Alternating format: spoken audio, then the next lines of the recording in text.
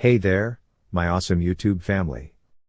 Welcome to Anime Dreams, your go-to channel for epic anime fanfiction. Today, we're diving into a thrilling what-if scenario. What if Naruko's eyes possessed the strongest Dōjutsu? Imagine a world where Naruko wields the ultimate visual power. How would that change everything? Buckle up, because this is going to be an exciting ride. Disclaimer: this content is purely for entertainment and discussion. I don't own any of the anime footage used. Full credit goes to the rightful creators and copyright holders.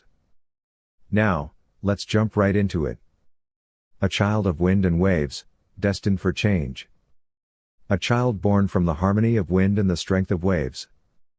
A child shaped by passion and determination, standing tall and brave. The battle between these two shall shake the world's core. Yet in its wake, bring peace and understanding forevermore. Sarutobi Hiruzen, the third Hokage, gazed over the village of Konoha, the words of the prophecy still fresh in his mind. The weight of its meaning pressed on him as he turned toward the door, which had just swung open to reveal a Chunin guard. Hokage-sama, the Kazekage has arrived. Sarutobi gave a small nod. What could this prophecy mean? Who could have foreseen such an event? These questions remained unanswered as he stepped out of his office, heading toward the Chunin exams. Meanwhile, Sasuke Uchiha focused on forming the hand signs that Kakashi had demonstrated. He was aware that the energetic blonde, Naruko Uzumaki, was watching him carefully. He still didn't understand why Kakashi-sensei had insisted on her presence, but he refused to let it distract him. "Hey, Kakashi-sensei, is that a jutsu I can learn?" Naruko asked eagerly, her bright blue eyes full of curiosity. Kakashi looked thoughtful before responding, "That depends. There's a test to determine your elemental affinity first." At the mention of a test, Naruko's excitement dimmed slightly. Kakashi chuckled at her reaction.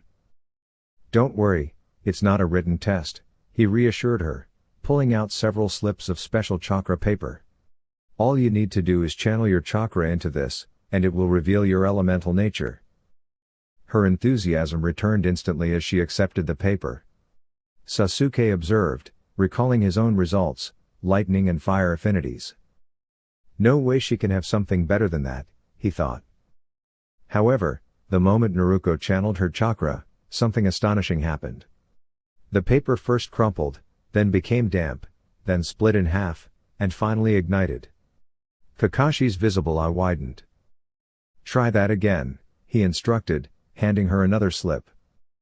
They watched as the same phenomenon repeated itself. Kakashi let out a low whistle. Sasuke, for once, was speechless. What just happened?" he finally managed to say. Kakashi's expression turned serious. "This is unprecedented. Naruko possesses 4 elemental affinities. Even the 4th Hokage only had 3, and that was due to a unique mix of abilities." Sasuke stood frozen, trying to process what this could mean. "So, Naruko belongs to a special lineage?" Kakashi considered the idea. "Possibly, but I don't know of any existing bloodlines that would combine in such a unique way." Naruko tilted her head. "What does that mean, sensei?" Kakashi scratched his chin. "I'm not entirely sure. I'll need to consult the Hokage." Naruko, usually full of energy, fell strangely quiet. Sasuke suddenly had an idea. "Naruko, try channeling your chakra to your eyes." She and Kakashi gave him confused looks. "Just do it," Sasuke insisted, activating his Sharingan. Kakashi quickly caught on and uncovered his own eye. Naruko followed their instructions, and as soon as she did, both Kakashi and Sasuke stiffened. Their chakra signatures subtly shifted, revealing their surprise. "Wait. Since when can I see chakra?" Naruko asked, bewildered. As soon as she withdrew her chakra, the enhanced vision faded, and everything returned to normal. Kakashi exchanged glances with Sasuke. "I need to report this to the Hokage." "Sasuke, meet up with Sakura, but don't discuss this discovery with her yet." Kakashi then lowered his voice, whispering to Sasuke, "And don't tell Naruko right away. Let her uncover the truth herself." Sasuke gave him a puzzled look, but before he could ask anything, Naruko spoke up. "Kakashi-sensei. I think I already know." The quiet certainty in her voice caught both of them off guard. Meanwhile, at the Hokage's office, Sarutobi leaned back in his chair as he listened to Kakashi's report. After a moment, he summoned an Anbu operative. "Bring our contact here immediately. Also, notify the Anbu captain of this development." "Hi." "Hokage-sama," the masked shinobi responded before vanishing. Kakashi hesitated before speaking again. "Hokage-sama, before they arrive. What do you make of this?" The Hokage was silent for a moment before replying. "I believe it's time to inform that person." Kakashi's eye widened. "Are you certain? Consulting a rogue shinobi on this matter could be risky." Sarutobi simply nodded. Before any further discussion could take place, the door opened, and their summoned contact entered. "You called for me, Hokage-sama?" Kakashi turned to look, and was stunned by who stood before him. "Yes, Ayame, the time has come for that man to return. Naruko has awakened that technique, and she will need all the guidance she can get." Ichiraku Ayame bowed and turned toward the door. "Oh, and one more thing, Ayame. See if you can find Jiraiya while you're at it. I have a feeling he will be needed." Ayame frowned at the mention of his name, her expression making Kakashi think he had never seen anything more amusing. "Do I really have to track him down?" she asked with clear reluctance. The Hokage chuckled and nodded. "Yes, he is the only one who knows where Naruko's father's scrolls are. Without them, she may never be able to learn her father's techniques." Ayame sighed, glancing toward the sky as if hoping for some sort of escape. When nothing happened, she let out a quiet groan and turned toward the door. "All right, I'll find him. But if he causes any trouble, he's going to regret it." Both Kakashi and the Hokage winced instinctively, shifting slightly as if to guard themselves. As Ayame departed, Kakashi turned to the Hokage. "Do you think she would actually do it?" he asked. The Hokage's expression turned serious. "Without a doubt. And every man in Konoha would feel the impact just from sympathy." Sakura observed her teammates, confused by the tense atmosphere. Sasuke was watching Naruko intently, as if trying to decipher a mystery, while Naruko remained silent, deep in thought. Sakura glanced between them, puzzled, but eventually shrugged it off, turning her attention back to admiring Sasuke. Sasuke, however, was just as lost in thought as Naruko was, completely ignoring Sakura's attempts to get his attention. How does she possess that ability? Who is she really? What is she? His thoughts were interrupted when Kakashi arrived, prompting Sakura to launch into her usual complaint. "Kakashi-sensei, you're late. How many times do I have to say that a good ninja should always be on time?" Kakashi simply smiled and walked over to Naruko. "Naruko, I'm going to train with you before your new teachers arrive." Naruko looked up but remained silent. However, Sakura and Sasuke picked up on what he had just said. "Wait, teachers? As in more than one?" Sakura asked, while Sasuke remained quiet, trying to determine who would be instructing Naruko. Kakashi turned to him and noticed the thoughtful expression on his face. "Sasuke," he said, gaining his attention. "There are some things you should know before Naruko's instructors arrive. However, this involves village security, so we'll need to discuss it in the Hokage's office." Sasuke gave a curious glance but said nothing, simply nodding before following Kakashi toward the Hokage's tower. Meanwhile, Ayame walked through Tanzaku town's bustling streets with a mixture of determination and slight irritation. She had finally found a lead on one of the two people she was searching for, but she wasn't exactly thrilled about where he was. She mentally prepared herself, but she knew she had to stay focused. Turning a corner, she spotted him. Jiraiya was leaning against a small food stall, sipping a bottle of sake. She approached quickly, eager to finish her task. To her surprise, Jiraiya spoke first. "So, it's already that time." Ayame noted that he wasn't asking, he was simply stating the fact. "Yes," she confirmed. Jiraiya took a final sip, paid for his drink, and turned to face her. His usual mischievous glint was absent as he regarded her seriously. "You've grown since I last saw you, Ayame." She nodded but remained silent. "I suppose you have another person to track down, so I won't keep you. But don't be surprised if I stop by your father's shop soon." Ayame raised an eyebrow but didn't respond, quickly vanishing in a blur of movement to find the next person on her list. Jiraiya stood still for a moment before blending into the crowd, his expression unreadable. Shimura Danzo observed as his elite forces trained, his mind occupied with thoughts of the ones who had slipped from his grasp.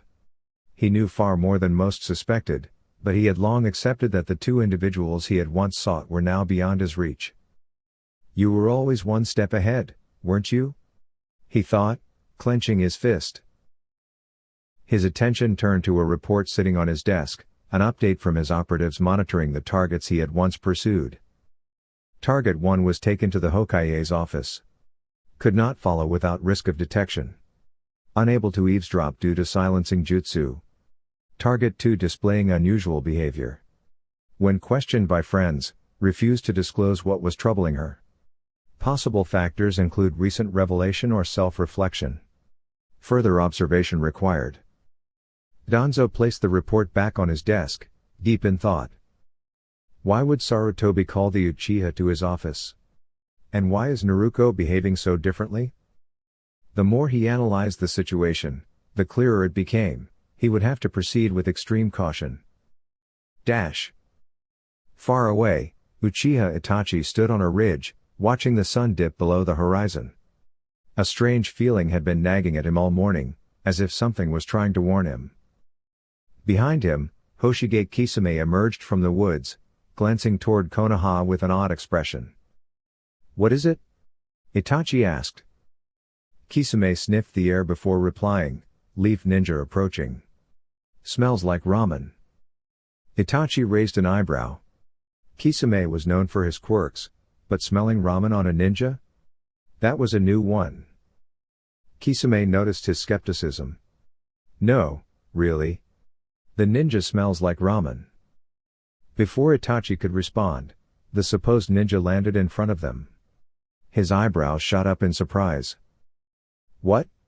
His disbelief only deepened when the girl straightened and addressed him. "Itachi, the Hokage sent me. The time has come." Itachi's face became unreadable. "So, it has happened?" Ichiraku Ayame nodded. "Yes, she has awakened it." Kisame glanced between them, confusion evident on his face. "Could someone please explain what's going on?" he asked. Itachi regarded him briefly, while Ayame seemed to have just realized his presence. Itachi spoke first. "I need to return to Konoha. You can either come with me or stay here and return to the Akatsuki. The choice is yours." Kisame looked at Ayame, who appeared tense, as if ready to act at a moment's notice.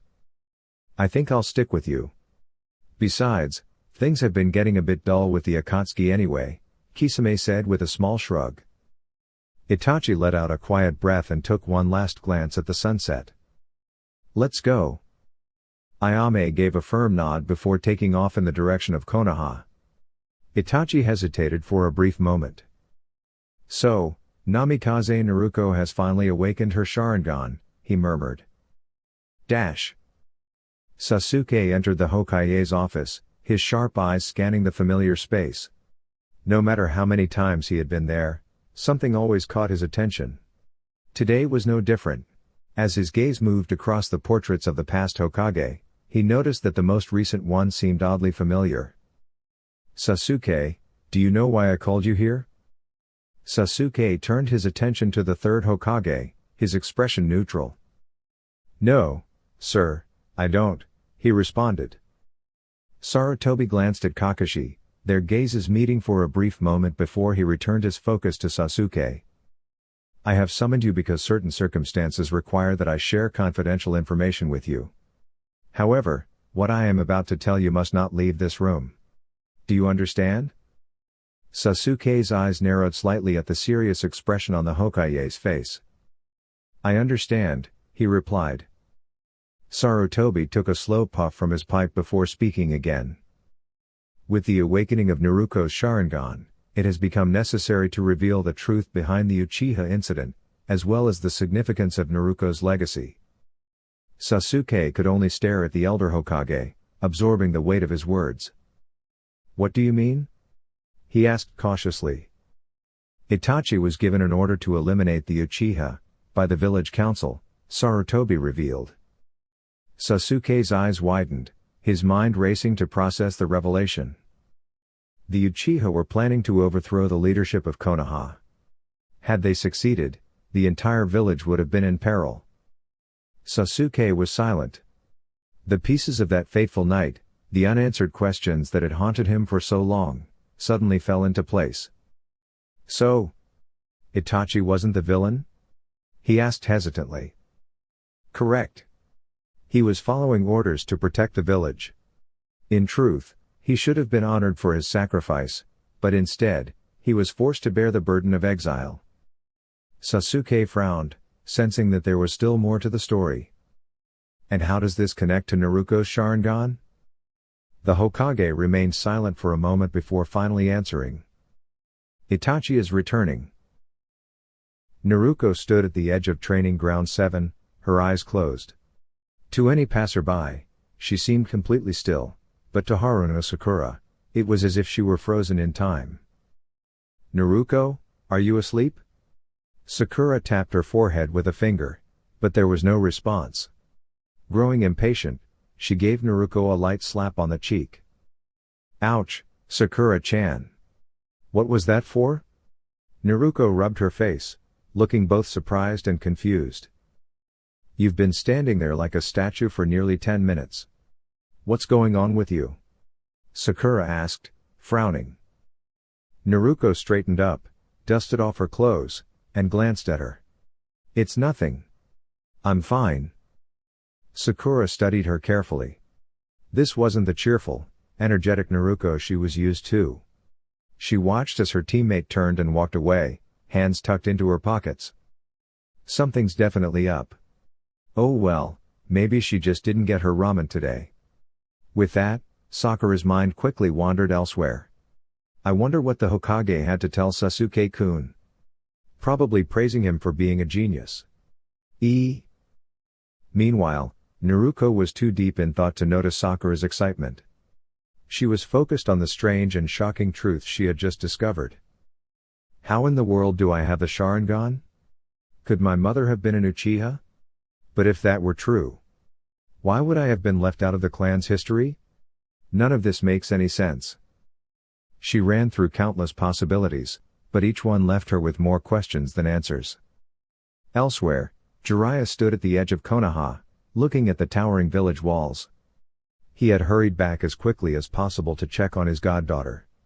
But before anything else, he needed to speak with the Hokage.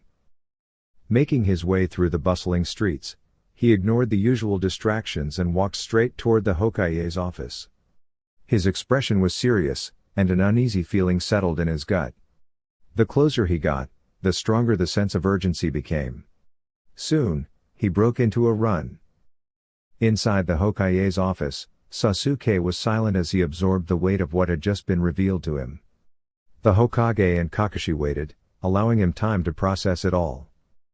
If you need time to think, take as much as you need, Sarutobi said.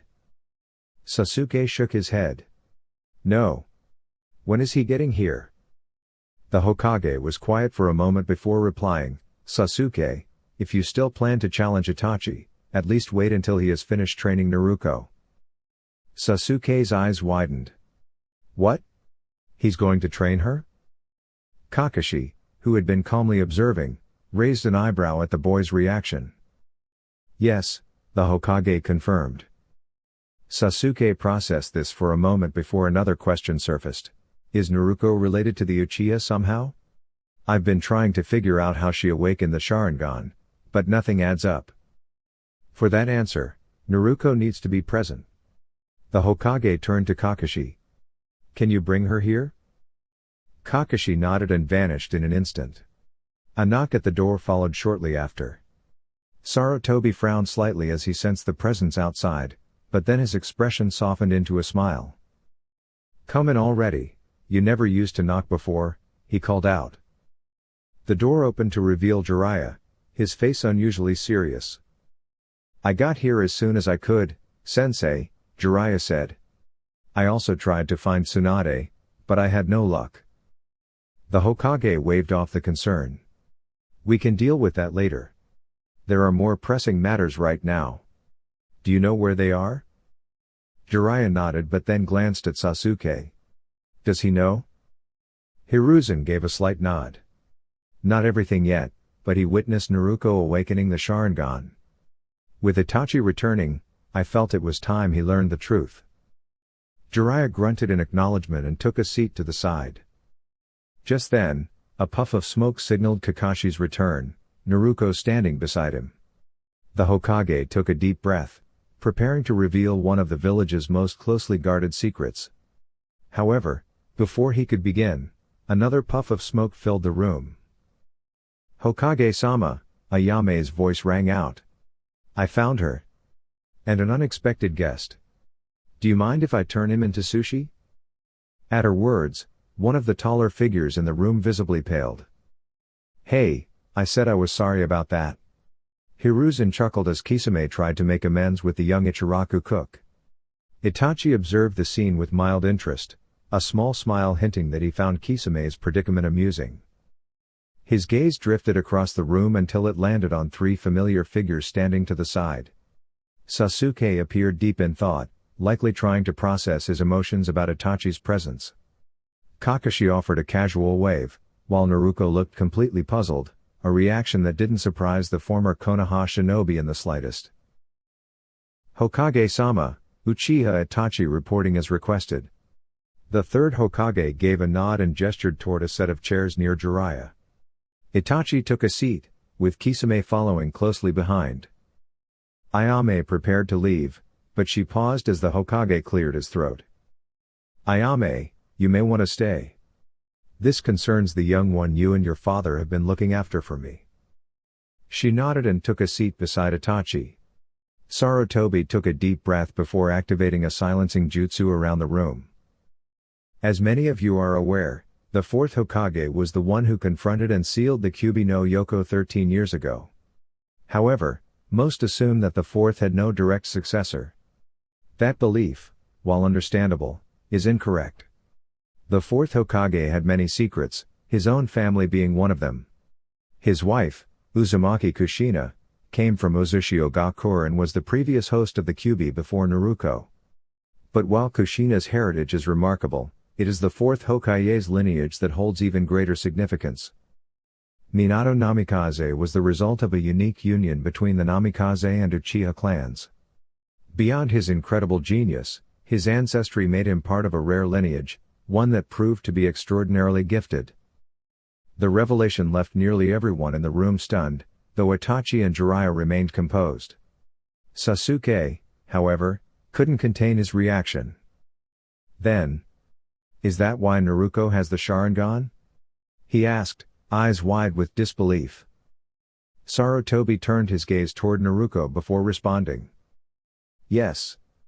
Naruko is Minato's child. A Namikaze. The weight of the revelation settled over the group. Naruko stared at the floor, struggling to process the truth. Sasuke watched her with astonishment, realizing that his teammate came from such an extraordinary background. Kakashi's expression was a mixture of admiration and quiet regret, knowing he had failed to see the signs, and in some ways, had not upheld his responsibilities to his sensei's legacy. The Hokage observed their reactions before turning to his former student. Jiraiya, you know where Minato's scrolls are stored. Naruko will need them now. Jiraiya nodded and stepped toward the wall where portraits of past Hokages were displayed. He carefully removed the fourth Hokage's portrait, then pressed his palm against the stone, unlocking a hidden compartment. Inside were several scrolls, a bundle of cloth, and a small envelope.